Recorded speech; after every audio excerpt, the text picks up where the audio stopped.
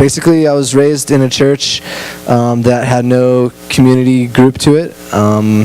We just kind of went to a building and worshipped a big guy in the sky who watched everything that we did and punished us for all the bad stuff that we did. And we kind of forgot to talk about how awesome God was.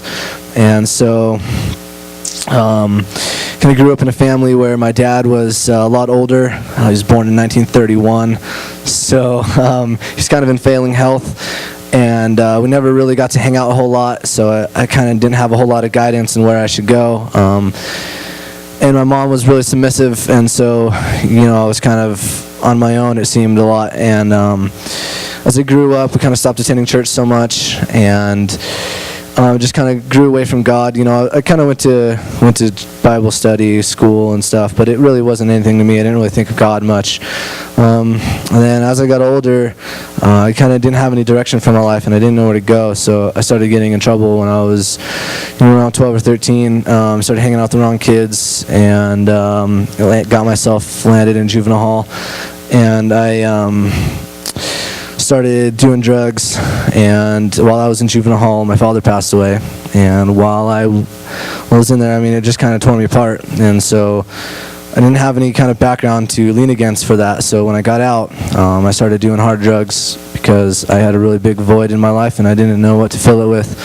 So we started hanging out with kids who were kind of in the same situation that I was. We didn't really have much of a situation.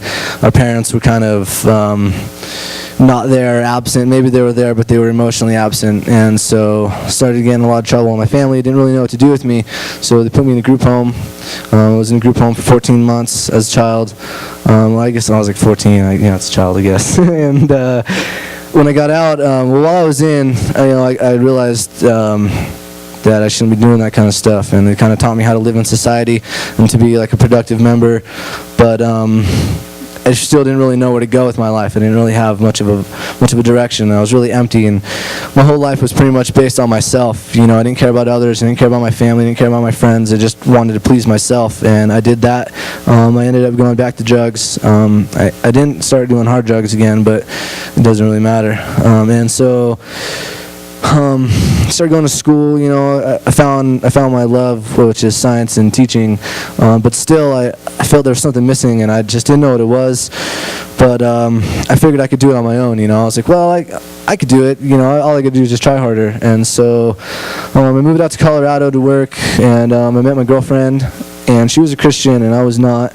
Which, to me this day, I still don't know how it worked, because that shouldn't work. And but it did. God put her in my life for a reason. And so I still don't want to be a Christian. I was like, if you can be Christian, that's fine, but don't come putting that stuff on me. And I kind of noticed that her life was a lot different than mine, and that people that she hung out with, they seemed to have something that I didn't.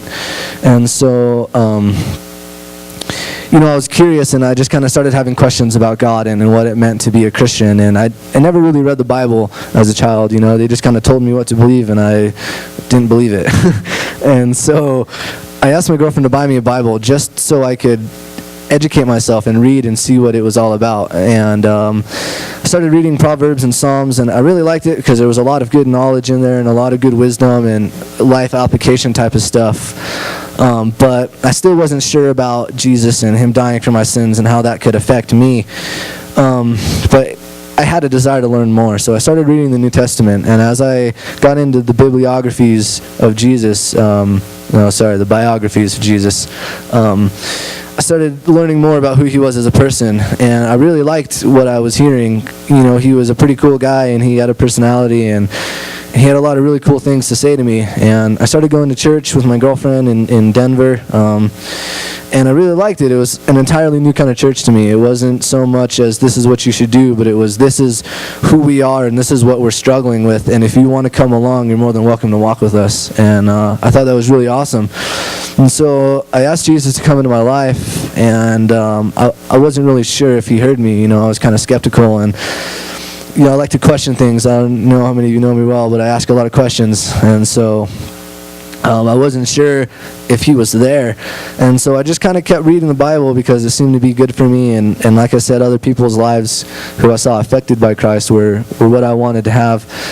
And so I started coming here to Fort Lewis, and I knew right away that the first thing I had to do was to find a Christian group, because if I didn't, I knew that I was going to end up hanging out with the same crowd again.